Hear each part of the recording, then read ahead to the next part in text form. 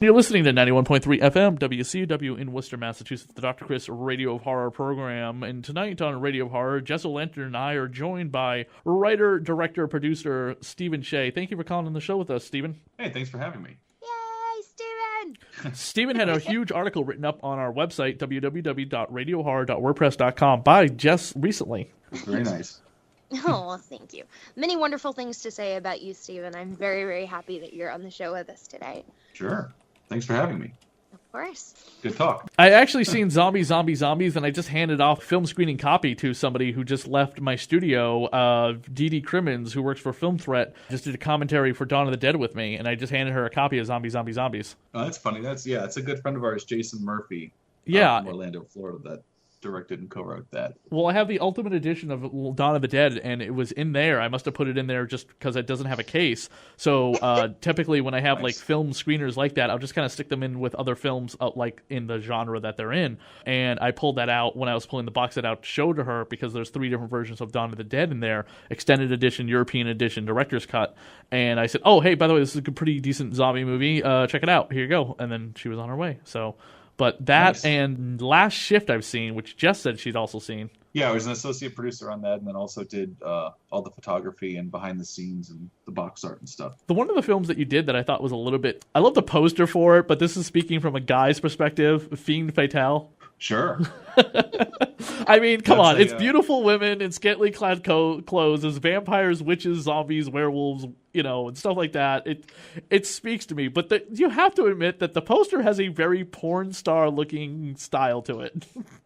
Oh, wow. We actually ripped off of Thor, the Thor poster. It's the exact same poster from the first Thor movie.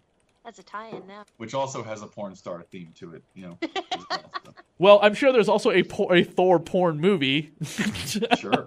As most of the Marvel movies, before they're even out on DVD, already have adult film parody made of them. We were just talking about that at the show last night, how there's a fan fiction /fanfiction. There's any, type of deranged, some way of ruining the innocence of that character. Immediately, that... as soon as it exists, every lore has a fan fiction where something goes awry. A fan fiction where something goes awry? What do you mean? Well, I mean, like this. My friend. No, we don't know, Jess. Please explain it to us. My friend did a dramatic reading of a Sonic the Hedgehog fan fiction. That's beautiful. I never knew that there was a way that you can make Sonic the Hedgehog not innocent. But anyway. Oh, yeah. Are you kidding? I mean, God, there's Pokemon already. Pokemon Go. Answers in the name. I mean, it was I could not believe. Okay, so Final Fantasy 15 just came out, and they have one based on one of the female characters of Final Fantasy 15. Oh, wow. Yeah, unbelievable. Unfreaking believable. Where do you find most of your comfort zone, Stephen, in writing, directing, or producing? Because they are completely 3 different things. They are. I definitely had gotten into producing more in Florida. I recently, last year, relocated to Los Angeles from Orlando, and had done a lot of producing in Florida, but then the entertainment incentive program there got shuttered, and the work just kind of disappeared after a few years. But I definitely, for the most part, I like directing the most. I'm definitely somewhat of a control freak, and so like being in control of all of the elements, especially creative. But I would say directing, then writing, and producing would definitely be last. I'm actually not a huge fan of producing. It's too much work. I find producing to be a little easier sometimes than directing because I don't like giving orders to people. Like every time I tell Jess to do something, I feel like it's more of a dictating command than a "Can you please do this?" Yeah. Oh, we just lost. We lost Jess. Oh no, her Skype call's getting. She's going through a tunnel. But I think with directing too, it's a big trust factor. You want those actors to trust you, and you a lot of times, especially with low budget stuff, you don't get times for appropriate rehearsals and read throughs and everything that you would like to. So it's kind of one of those things where you try to get them in the mindset as much as you can before getting to set, and then once you get there and you're in the moment and you're doing the blocking and everything, and you're in wardrobe and makeup, all of a sudden everything kind of starts to click a little bit easier, I think, for the talent especially. But the worst scenario is you get a talent that doesn't know if they're doing the right thing or the wrong thing, and then it starts showing a lot more in the performance. So you definitely want to try to give them that trust and give them that confidence. Yeah, trusting in the actor's instincts as well. I mean, that's just as much on the director to be able to let go and have, the faith in their performers that they will be able to, showcase your vision. It's the same. Yeah, your hope is you can build that character before they even get on set, so they're just in the consistent mindset of the entire time, and then you just have to kind of tweak, and it's all about blocking. It's getting that blocking to work right, because that ends up being more of a problem sometimes when you get to a set and you're kind of like, okay, we didn't have time for rehearsals and we're going to do this now, and you have to do this, or you have special effects, or makeup effects, you get blood cannons in there, or like we have explosions or things like that. All that stuff kind of mucks everything up as well. But yeah, you don't want to become Michael Bay, all right? I mean, let's settle down now. Well, I can think of worse things. I don't know. That'd be pretty awesome to be Michael Bay. Really? Anyway, Did you see Pearl Harbor or the last 3 Transformer movies? Anyway. I wouldn't mind that paycheck. Yui Bowl. I mean. Oh no, that's totally different. Speaking of blood cannons,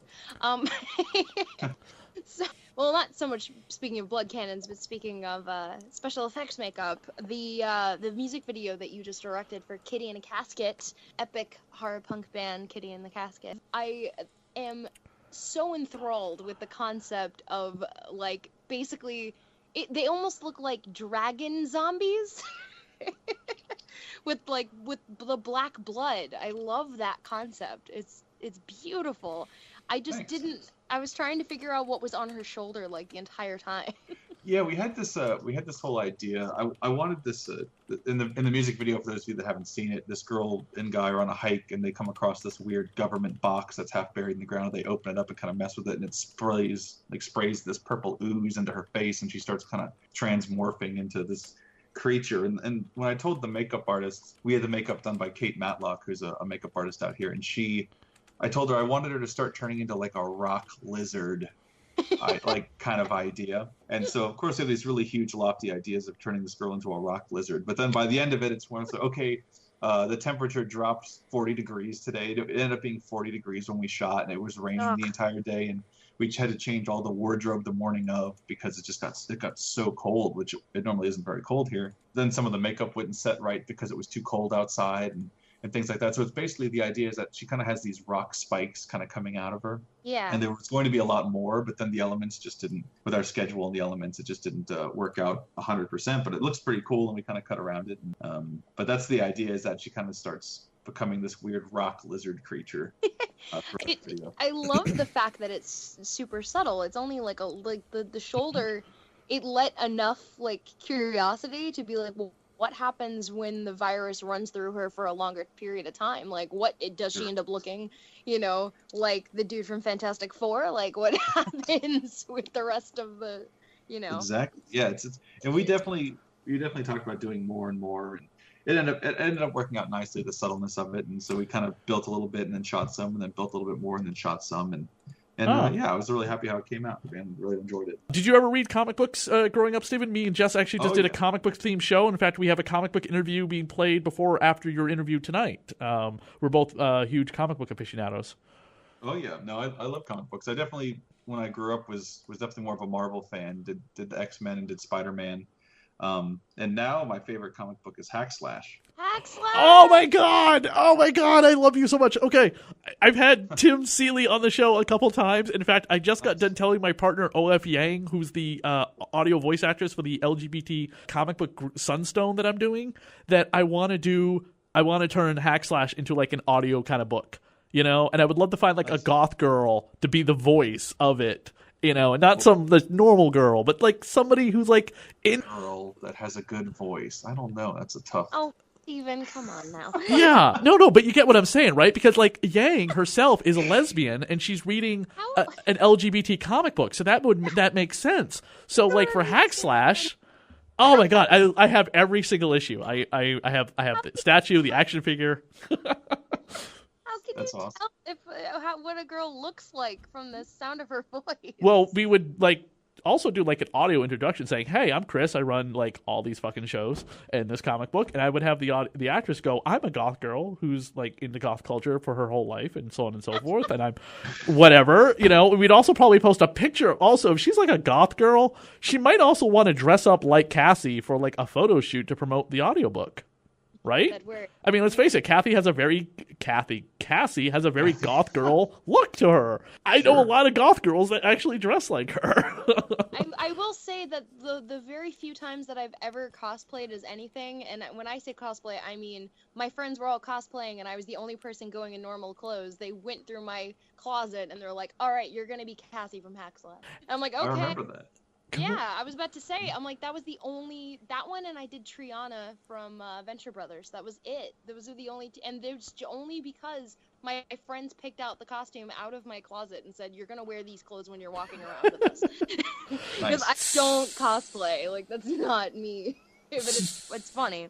Steven, what can you tell us about Amber in the Shadows? I've never heard of this show before, but I just saw a little bit on, IMDb, and there was like 106 episodes. This looks so cool. And speaking of goth girls, Amber Sin. Yeah. That was a show that a buddy of ours, Bruce, had made, and I did some still photography for them for it. But it's basically, do you remember the web series Lonely Girl 13? Yes.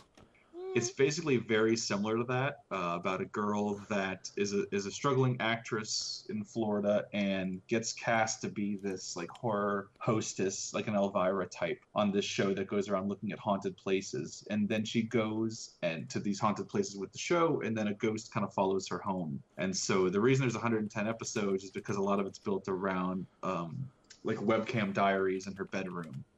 And so it kind of starts building from there, like a Jenna Marbles kind of thing where she just talks to the webcam, and then eventually it gets more sinister and stuff starts happening. And then, it's kind of where it goes, and it gets kind of crazy toward the end. But it's similar, very similar to Lonely Girl 13. Where can we watch this show? It's on YouTube. Is it? Okay. All right. I just don't want to bootleg it because I hate bootleg. So I wanted to ask you officially, where can I watch Amber? Where can the rest of our audience watch Amber in Shadows? Yeah, it's definitely it should be on YouTube somewhere. Oh my God, we would probably love to have Amber Sin, Tara Dane. Is that her name? Yeah, we would probably love to have her on the show. So if you're in contact with her, that would be fantastic. I see her all the time. She lives in Los Angeles now. That would be amazing, and it would promote your work as well. So please pass on to her that we would love to have her on the show. Jess, do you have anything else you'd like to ask Steven? I was looking, I was trying to remember the name of the movie that Shark Teeth did with you. Was it Doomsday County that they did the music for? Yeah, we did this movie with Troma called Doomsday, like a compilation of 4 stories all shot by different directors that all intertwine. And Shark Teeth is in that one. I think the whole band's in the movie too. Exactly. It's vampires. I was trying to find it because I actually did a podcast interview similar to this with Keenan on his Every Day is Halloween podcast a couple of months back. Oh, sure. And we had like this remember back when moment with Shark Teeth, and then I remembered the screening at the con when you guys were showcasing Doomsday County for the first time, and I was just like, you're all dead, you're all zombies. That's right. It was a good time. Yeah, I wanna find that one as well. Is that one also on YouTube now, or is that one that's like Troma protected? Troma distributed it, but Troma has a YouTube channel that you can watch it on. It's available streaming on YouTube. YouTube, so you don't have to pirate. They pirate it for you. Yes. Well, no, there's... YouTube needs to do a better job of going after the people who are actually pirating, like, real copywritten movies, and not the people who are making fan projects or things that they think are copyrighted, but they want to just, piss and moan about it anyway. Yeah. Yeah. There was a movie I produced years ago called Andre the Butcher that stars Ron Jeremy as a psycho killer chili chef. Oh. And Ron Jeremy, the porn star. Oh, yeah. It got so popular that there was a group of kids, like in Virginia or somewhere, that made their own sequel in high school. Oh, my. Son of Andre, and put it on YouTube, and it was hilarious. That's amazing. You have to do, like, double features now. Yeah, exactly. We didn't sue them or anything, but it was cute, for sure. I've also interviewed another actress that you worked with named Amy Lo Cicero. She was part of a... Lo Cicero. Lo Cicero. She was part of a press packet for some movie she was in. It was a few years ago. I don't remember which movie it was I interviewed her for, but I definitely remember her name and her look because she is so incredibly beautiful. It might have been The Summoning a couple of years ago. Sure. That just came out on DVD last month. Okay. Actually. Yeah, and it was in the Yeah. film circuit at the time, and she's in Game On, which you produced. I'm actually producing my own version of Frankenstein. It's a black and white silent film web series. Any quick advice before we let you go on what not to do? On what not. There's a million things that what not to do. All right, name one. Don't spend too much money. We are not. We're mostly spending the money on the music. Oh, there you go. As Jess can attest, being a struggling musician herself or whatever, pay your musicians. Yep. Sure. Absolutely. It also helps that the musician's wife is our Frankenstein creature. Oh, nice. And my first question to her was, listen, so this is the costume. You have to get completely naked to wear the costume. Would that be okay? And she's like, yeah, sure. Oh, perfect. Isn't that the case with any costume? Don't you gotta, Well, in this, she actually has to be completely naked, wrapped up, because she gets wrapped up when she's brought to life, and then she kind of tears it apart. But she's not wearing a stitch of clothes underneath, and she even said that she won't wear panties either. So, because what would be, they're not going to dress it in a suit before they bring it to life. You know what I mean? You're brought to life naked, you die naked, so on and so forth. Method acting. So, and she's a model too, so that also helps having no problem with your your nudity. And sure, you're not gonna be on camera nude, partial nudity, but hidden in shadows and stuff like that. So, Do you have an outlet yet for the web series? no, we are currently searching that around. So, I don't want to just stick it on YouTube and give it away for free because I don't have as big of a following on YouTube. Currently, our subscriber base is grown a little bit. We're currently at 403 subscribers, which is better than it was like a year ago. And I'm going to a horror convention coming up soon, so we'll grow even more. But I really want to start pitching it to YouTube channels and websites that run videos like this that have a big following that could pick it up for me. Obviously, I maintain Sure. copyright and stuff like that. Like Machinima keeps coming to mind. People keep saying Machinima is always looking for original content. So. Yeah, they just got bought by Warner Brothers recently. Then But yeah, they do stuff. They do a lot of stuff out here. We know actually our makeup artist that did our music video for Kitty and the Casket. She's one of the head makeup artists over there. Oh, awesome! All their talk shows. Oh, great! And I know my makeup artist on Frankenstein will be really great because we worked together on a 48-hour film project called A Mummy Among Us, where a mummy is woken up in the 21st century and has to deal with things like the toaster and toilet paper. And let me tell you something. By the way, our fucking mummy looks a lot better than that piece of shit in the Universal trailer with Tom Cruise coming out soon. I was going to say, it's the same movie, right? Is that how Universal's movie's going to be too? Oh, have you seen that fucking trailer? Yeah, it's very confusing. Okay, let me ask you this, Steven. I don't know, Jess, if you've seen it. Where the fuck is the mummy in the trailer? Because all I saw was the Swamp Witch from Suicide Squad. It's the chick. Yeah, right? Is there know. any fucking mummy in that trailer? And supposedly Russell Crowe is Dr. Jekyll. Right. Because they're starting the Universal Marvel Universe, Right. thing. Well, at least they're cutting the Van Helsing movie out of it, so that's a good thing. They're cutting the Van Helsing movie and Dracula Untold, which I heard wasn't Universal anyway, so that doesn't count. But yeah. So I wonder if the mummy will be there like Green Lantern, a false start before we do Man of Steel, which was like another false start.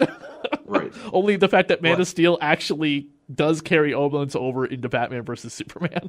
Well, I feel Van Helsing was the false start, and then The Wolfman was the false start, and then Dracula Untold was the false start. How the fuck does the guy... What, Jess? I said, oops, just sputtering like a car that just can't get it going. How the fuck does the guy who made The Wolfman 6 months later have Captain America the First Avenger come out, and that movie was awesome? I know, right? Was The Winter Soldier and Civil War better? Yes, because the Russo brothers are amazing. But let's face it, First Avenger made you look at Captain America and go, holy shit. Sure. Where can people find out more information about you, Stephen? I own a multimedia company called Abysmal Entertainment, which is at www.abyssmal.com. That's definitely the best place to go check out all of our short films, our feature films, and music videos, and we have some comic book stuff as well. So You make abysmal films. we try, yeah. Well, check out my comic book, Dracula the Graphic Novel, if you get a chance. We gender swapped the entire cast of Dracula. I hope you had a chance to read Jess's article about you. She wrote a very non-scathing review. It was abysmal, but in the good way. I appreciate it, for sure. Jess is a lot better writer than I am, so. Wow. She's all blushing. She can't say anything. That's the sound of blushing. Her heart is warming 3 times too big. What's the quote from the Grinch? I completely screwed that up. Anyway. Thank you, Stephen, for coming on the show with us. Please put us in touch with Amber Sin. We would love to have her on the show. We will both probably try and watch her web series because it looks like a lot of fun. For sure. And she actually also plays our demon in our Fiend Patel proof of concept short. Oh, neato. She's the girl on the poster with the fire. Okay, that's what I thought. I was like, wait a minute, these 2 women look very familiar. Yeah. Again, Stephen, thank you so much for coming on the show with us. Absolutely. Thank you guys so much. Thank you, Steven. It was great talking to you again. For sure.